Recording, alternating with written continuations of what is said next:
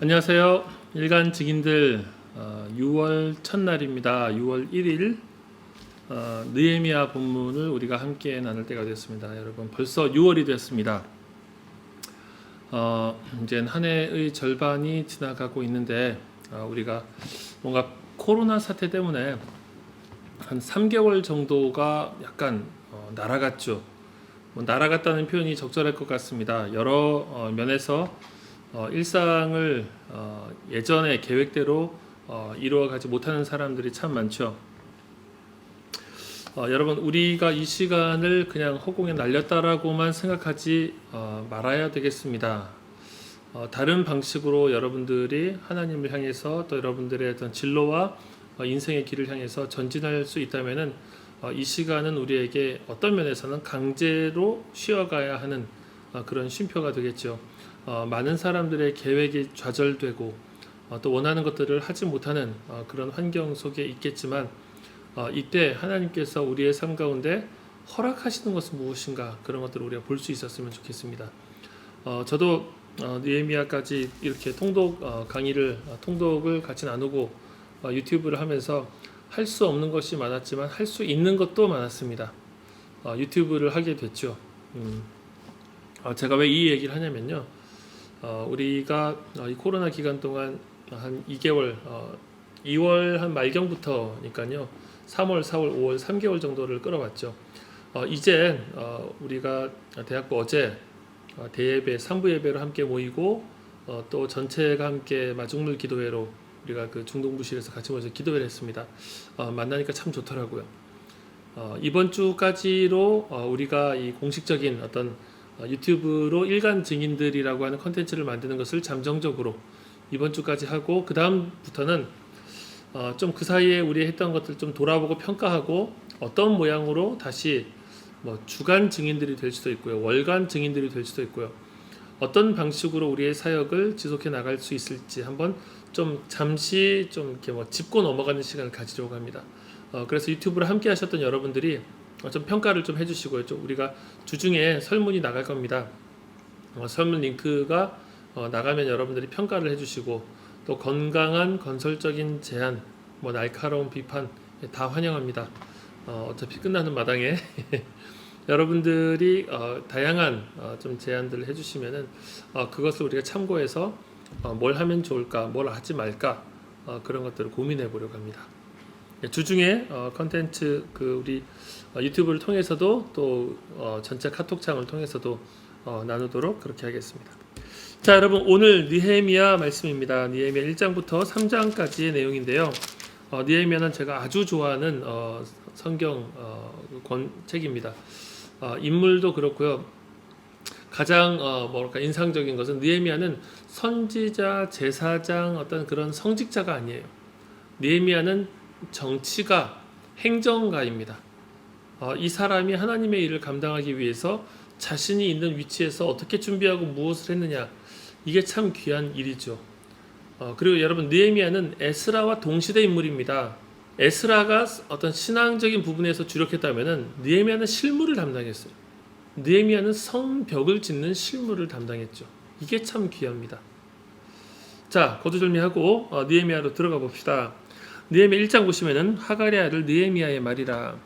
아닥사스다 왕 제20년 기슬월에 내가 수산궁에 있는데 내 형제들 가운데 하나인 하나니가 두어 사람과 함께 유다에서 내게 이르렀기로 내가 그 사로잡힘을 면하고 남아있는 유다와 예루살렘 사람들의 형편을 물은즉. 자, 여러분 아닥사스다 왕 좀 이것 좀 배경이 필요한데요. 아닥사스다 왕은 어떤 왕이며 어떤 시대를 살았던 왕인가? 자, 여러분 그 포로 귀환 시대를 이끌었던 왕 에스라 1장 1절에 나와 있는 왕이 고레스 왕입니다. 고레스 왕이 BC 539년 그 어간에 조서를 내립니다. 다 돌아가라. 자, 이때가 이제 그 아마도 바사 페르시아 때인데요. 고레스 왕, 캄비세스 왕, 다리오 왕까지 다니엘이 살아 있죠.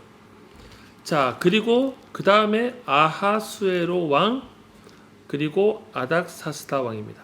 아하수에로 왕 때는 어떤 일이 있었습니까? 에스더 시기가 아하수에로 왕이죠. 그리고 아닥사스다 왕. 자, 이때가 이제 느헤미야 당시의 상황입니다. 그러니까 어떤 시기입니까? 포로 귀환이 한참 지난 일입니다. 포로 귀환이 한참 지났는데 여러분 포로 귀환 이후에 이스라엘은 어땠습니까? 그닥 많이 승승장구하지 못했죠. 힘들었습니다. 공사가 진행되다 멈추어지기도 하고요. 멈춘 것들을 다시 또 일으키려고 하니까 쉽지 않은 그런 시기도 있었고요.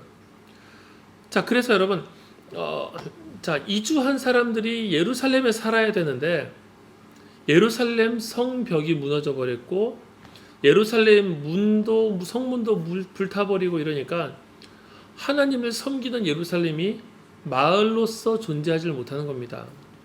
이게 느헤미야의 슬픔이었죠. 뭐라고 얘기합니까? 3절 사로잡힘을 면하고 남아있는 자들이 그 지방 거기에서 큰 환난을 당하고 능욕을 받으며 예루살렘 성은 허물어지고 이 성벽입니다. 성문들은 불탔다. 이게 예배의 처소, 기도의 처소, 하나님을 섬기는 처소인 예루살렘의 현실입니다. 이게 느헤미야의 마음을 비통하게 한 거죠. 자, 그래서 4절, 5절 쭉 내려와서 11절까지 느헤미야가 비통함 속에서 회개의 기도 또 간구의 기도를 하나님께 올려드립니다. 첫 번째로 생각할 수 있는 것 느헤미야가 성전의 현실 하나님의 나라의 그 당시 하나님 나라의 상징 예루살렘이죠. 하나님 나라의 현실과 자기 자신을 동일시한 마음이에요. 성문이 다 불타버린 이 상황이 이 머나먼 이국 땅에서 잘 살고 있는 아마도 여러분 느헤미야는 포로 세대에 태어난 사람 그러니까 미국에서도 이민 1세대가 있고 이민 2세대가 있습니다. 1세대는 한국 문화에 익숙한 사람이면서 그쪽으로 간 사람이고 2세대는 거기서 태어난 사람이죠. 그 문화가 훨씬 더 익숙한 사람. 자, 그래서 여러분 느헤미야는 이민 2세대인데 이 성전의 현실을 안타까워하고 비통한 마음으로 기도하죠.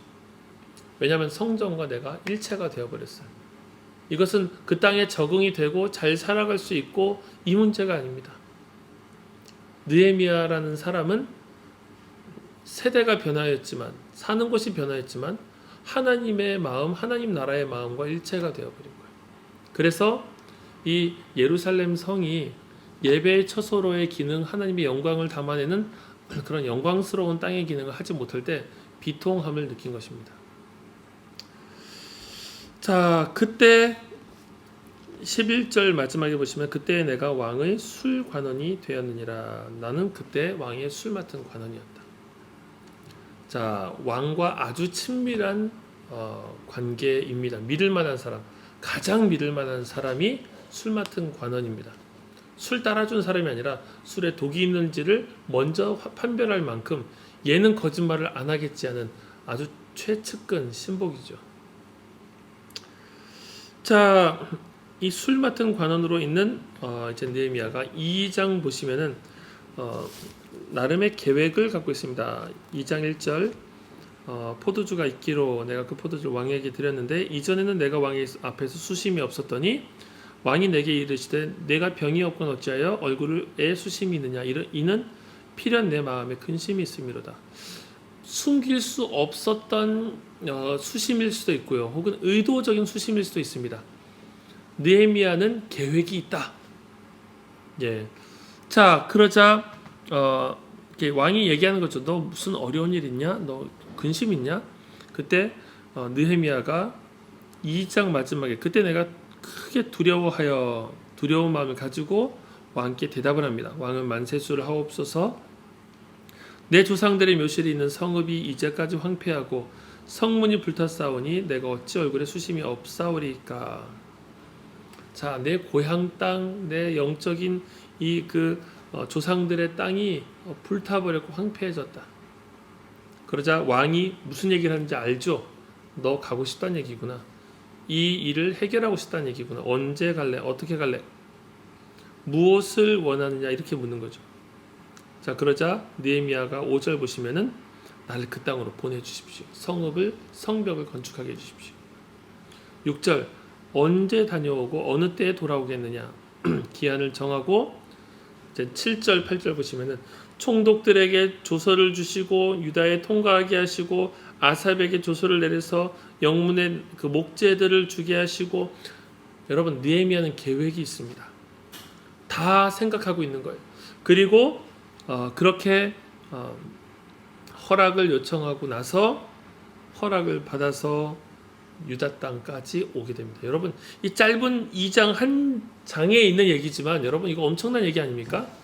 자신의 임지와 자신의 삶의 형편을 다 옮긴 거예요. 그리고 왕에게 무엇이 필요한지를 다 파악하고 그 계획들을 세워가지고 이 일사천리로 무사 통과 그렇게 유다 땅까지 오게 된 겁니다. 자 그렇게 느헤미야가 유다 땅으로 오자 어떻게 됩니까?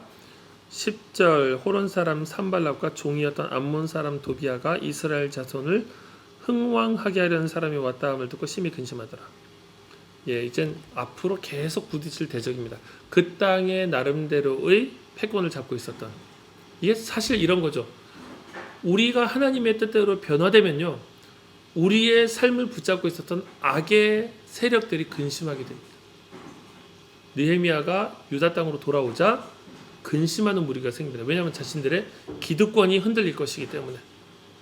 성벽이 완공되고 예배의 처소가 세워지고 거룩을 회복하게 되면은 그들이 지금까지 누려왔던 기득권이 흔들리게 될 것이겠다. 자, 느헤미야는 그런 사람이죠. 자, 느헤미야가 일을 착수하기 전에 11절 내가 예루살렘에 이르러 머무른 지 사흘 만에, 자, 사흘 만에 3일이죠. 3일 만에 하나님께서 예루살렘을 위해 무엇을 할 것인지 내 마음에 주신 것을 아무에게도 말하지 아니하고 밤에 일어나 몇몇 사람과 함께 나갈새 내가 탄 짐승 외에는 다른 짐승이 없더라. 자, 이 일을 제대로 착수하려고 밤에 나아가서 여기저기를 다 돌아봅니다. 13절, 14절 보니까 길이 다 허물어져서 나갈 곳도 없어요. 말도 못 가고 혼자 갈 수도 없어요. 다 엉망이 돼버린 겁니다. 자, 돌아와서 이젠 17절 보시면은 사람들을 모읍니다. 느헤미야가. 그리고 우리가 당한 공경은 너희도 보고 있는 바라. 예루살렘이 황폐하고 성문이 불탔으니 자 예루살렘 성을 건축하여 다시 수치를 당하지 말자 하고 사람들의 마음을 하나로 모으는 일을 합니다. 수치를 당하지 말자. 그리고 18절 하나님의 선한 손이 도우신 일을 말하고 하나님께서 어떤 은혜를 주셨는지 이게 하나님의 때입니다. 이게 하나님께서 우리에게 허락하신 기회입니다. 사람들의 마음이 모이는 거예요. 여러분 느헤미야는 실무자이지만 사람들의 마음을 어떻게 움직이는지를 알았던 사람이에요. 그리고 이것을 하나님의 뜻대로 잘 사용했죠. 자 그러자 19절 호른 사람 산발락과 암몬 사람 도비아와 게셈이 이 일을 막아서기 시작합니다. 그러자 20절 느헤미야가 그들을 차갑게 단절합니다. 왜냐하면 하나님의 일을 해야 하기 때문에. 이 일은 그들과 함께 빨리 하려고 해서도 안 되고 타협해서도 안 되고 거룩과 함께 가야 하는 일입니다. 하나님의 공동체를 세우는 일은 거룩과 함께 가야 하는 느헤미야가 너무 잘 알고 있죠. 자, 3장을 보시면은 여러 명단들이 나오는데요. 3장은 사실 약간 경과 혹은 결과에 해당하는 내용입니다. 누가 어디까지 이렇게 해서 성문을 다다다다닥 지어가는 그 과정을 보여줍니다. 물론 4장부터도 완공이 아닙니다. 4장부터도 계속 과정의 얘기인데 이렇게 이들의 성벽을 짓기 시작했다는 것을 보여주는 거죠. 여러분 성벽은 고관들의 몫이 아니라 모두의 몫이었습니다. 하나님의 나라를 세우는 것, 공동체를 세우는 것 모두의 몫입니다. 이 명단을 눈여겨보시고 이 명단처럼 여러분 증인들 공동체 모든 지체들이 하나님의 나라를 함께 세우고 이 공동체를 세우는 일원이라는 것을 기억하십시오. 자, 여러분 우리가 동그랗게 모여가지고 마중물 기도회를 했잖아요. 동그랗게 모이는데 의미가 있어요. 동그랗게 모일 때는 한 사람이 빠져도 뭔가 부족한 게 됩니다. 앞을 보고 있을 때는요, 앞에 있는 무대에 있는 사람만 잘하면 돼요. 그런데 동그랗게 모였을 때는 우리 모두가 참여자가 됩니다. 마중물 기도회를 동그랗게 한 것은 우리 모두가 다 참여자가 돼서 하나님을 예배하기를 바라는 마음이었어요. 우리가 앞으로 2주 동안 더 이렇게 모일 겁니다. 여러분 공동체를 세우는 일에 여러분 각자가 함께 동참했으면 좋겠습니다.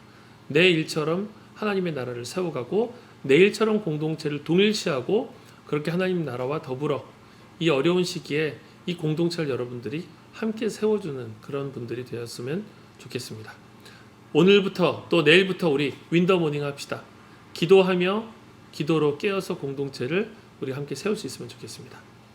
예, 오늘도 함께 하시는 여러분들 감사드립니다. 이번 주 이젠 통독은 한 번 남았네요. 찬양 한 번, 통독 한 번 남았습니다. 이 시간들도 은혜의 시간이 되기를 바랍니다. 감사합니다.